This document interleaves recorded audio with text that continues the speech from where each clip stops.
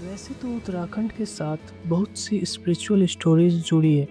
शायद तभी उत्तराखंड को देवभूमि के नाम से जाना जाता है। ऐसी एक जगह है मद महेश्वर और बूढ़ा मद महेश्वर, जहाँ जाना थोड़ा मुश्किल है, लेकिन वहाँ पहुँचकर आपकी सारी थकावट दूर हो जाएगी। यहाँ पहुँचने के लिए आपको 16 किलोमीटर की एक हाइक करनी होती है, जिसमें आपको घने जंगल और नदियों से होकर गुजरना होता है। जब मैंने पहली बार इस ट्रैक के बारे में सुना तो मैं थोड़ा एक्साइटेड था। इसके बारे में और डिटेल में जानने के लिए तो मैं निकलता हूँ अपने घर से मद महेश्वर की ओर।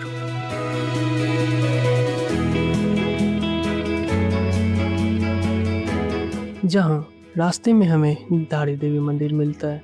माँ का आशीर्वाद लिया और फिर निकल पड़े पहाड़ों की हसीन वादियों के बीच अपने अगले पड़ाव की तरफ। हर मोड़ के साथ व्यूज़ और भी खूबसूरत होते गए।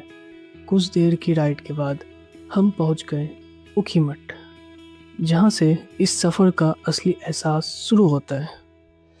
जैसे जैसे हम आगे बढ़ रहे थे, रास्ते और भी नैरो होते जा रहे थे और पहाड़ों की खूबसूरती हर मोड़ के साथ बढ़ती ही जा रही थी। रास्ते में खिले लेवेंडर के फूल और एक खूबसूरत ब्रिज क्रॉसिंग ने इस सफ़र को और भी यादगार बना दिया। कुछ ही देर बाद हम पहुंच गए रासी, मद महेश्वर ट्रैक का बेस विलेज, जहां से असली एडवेंचर शुरू होता है। अभी हम लोग रासी विलेज पहुंच चुके हैं और ट्रैक स्टार्ट कर दिया है।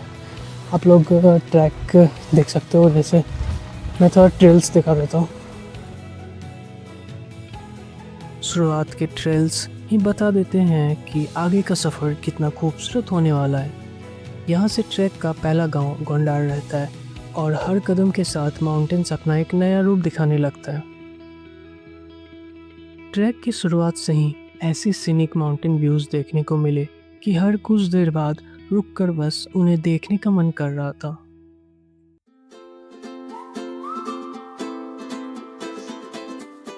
रांची से गोंडार तक का ज़्यादातर रास्ता डाउनहिल है, इसलिए शुरुआत का ट्रैक काफ़ी कंफर्टेबल लगता है, लेकिन असली चैलेंज अभी बाकी था। कुछ देर चलने के बाद हमें पहला नेचुरल वाटर सोर्स मिला। बॉटल्स रिफ़िल की, थोड़ा फ्रेश हुए और फिर एक बार फिर से सफ़र पर निकल पड़े।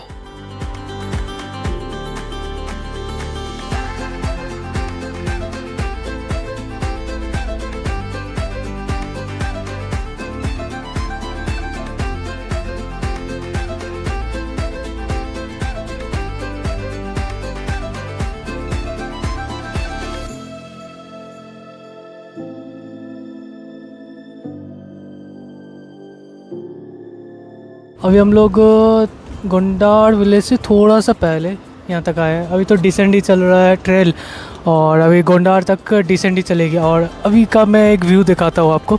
यहाँ का व्यू देखो आप, कितने सुंदर लग रहे हैं यार।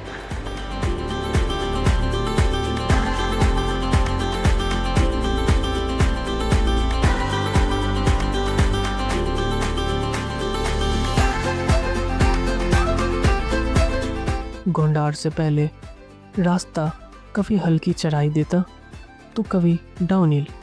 इसी उतार चढ़ाव के बीच ट्रैक का हर एक हिस्सा अलग ही एक्सपीरियंस दे रहा था।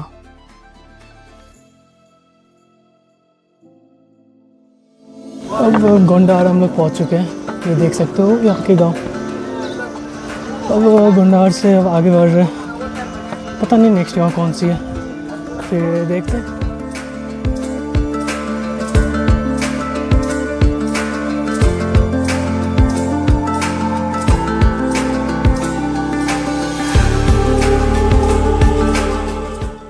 से आगे बढ़ते ही रास्ते में हमें एक पहाड़ी फल दिखा।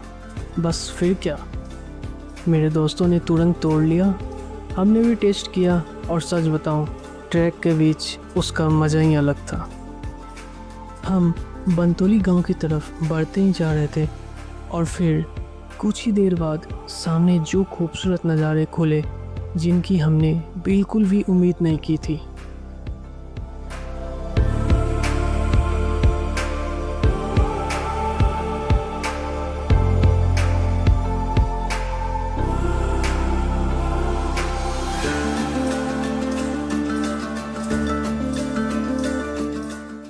सच बताओ, ये जगह किसी पोस्टकार्ड से कम नहीं लग रही थी।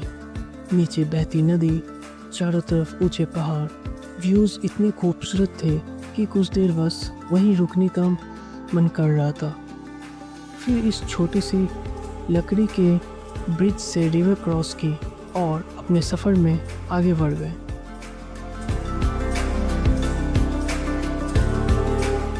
बंतोली के बाद ट्रैक का असली चैलेंज शुरू हो गया। रास्ता काफ़ी खड़ी चढ़ाई में बदल चुका था और हर कदम के साथ मेहनत बढ़ती ही जा रही थी।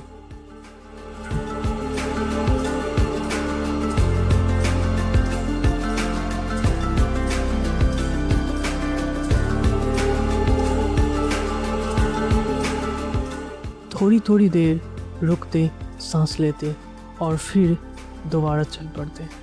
थकान ज़रूर हो रही थी, लेकिन ऊपर पहुंचने का एक्साइटमेंट उससे कहीं ज़्यादा था। आराम आराम से चलते हुए हम खंडारा भी पार कर गए।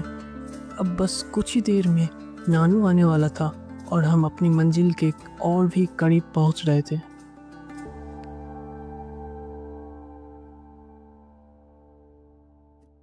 जैसे जैसे हम ऊपर चढ़ते जा रहे थे, वैसे वैसे पहाड़ों की खूबसूरती और भी निखर कर सामने आ रही थी। हर मोड़ पर लग रहा था कि नेचर के पास दिखाने के लिए अभी और भी बहुत कुछ बाकी है। ऊपर मधमेश्वर में काफ़ी भीड़ बताई जा रही थी और स्टे मिलना ऑलमोस्ट इम्पॉसिबल हो रहा था। इसलिए हमने मेखम्बा में, जो मधमेश्वर से लगभग 4 किलोमीटर पहले है, एक कैंप बुक कर लिया। आज की रात यहीं आराम करेंगे और कल सुबह 4 बजे एक नई एनर्जी के साथ ट्रैक का आखिरी हिस्सा शुरू करेंगे।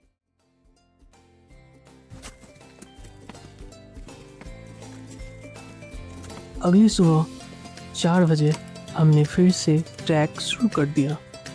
चारों तरफ घना अंधेरा था और लगभग कंटिन्यूस 2 घंटे की चढ़ाई के बाद आखिरकार हम मधमेश्वर पहुंच गए। उस एक पल ने सफ़र की सारी थकान भुला दी।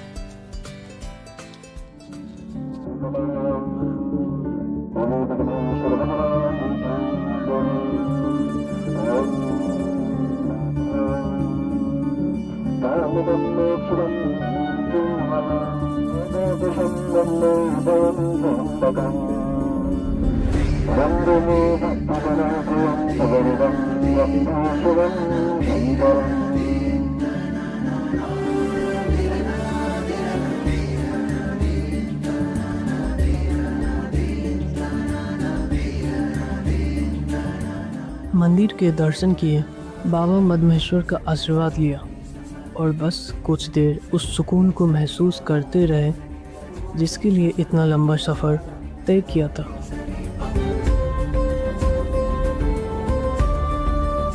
लेकिन सफ़र अभी ख़त्म नहीं हुआ था। आशीर्वाद लेकर हम बढ़ चले बूढ़ा मधमेश्वर की तरफ, जहाँ से इस यात्रा का सबसे खूबसूरत नज़ारा हमारा इंतज़ार कर रहा था।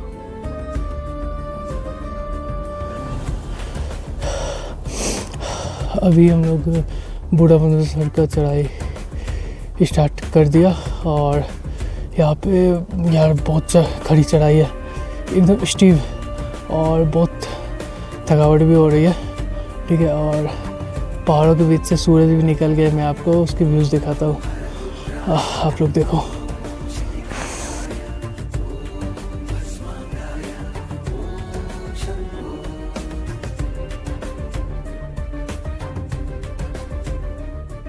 बस अब हमें ये पूरी खड़ी चढ़ाई चढ़नी थी।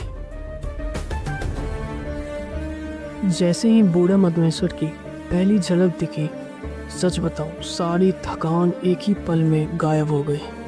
इतना खूबसूरत नज़ारा, सच कहूं इस जगह को देखकर बस कुछ देर के लिए सब कुछ रुक सा गया।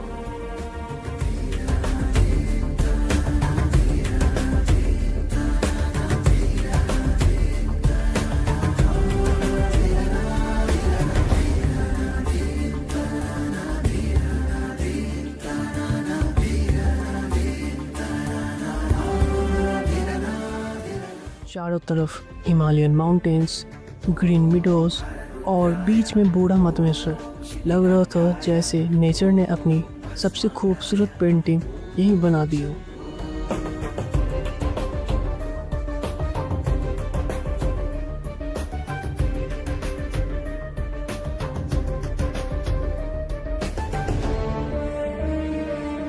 बस यही खत्म होता है हमारा मधमेश्वर का सफ़र। इस यात्रा ने सिर्फ खूबसूरत नज़ारे ही नहीं दिए, बल्कि ऐसे पल भी दिए जो शायद ज़िंदगी भर याद रहेंगे। हर ट्रैक कुछ ना कुछ सिखा कर जाता है, और मधमेश्वर ने सिखाया कि मंजिल से ज़्यादा खूबसूरत उस तक का सफ़र होता है। फिर मिलेंगे एक नए एडवेंचर के साथ, तब तक कीप एक्सप्लोरिंग।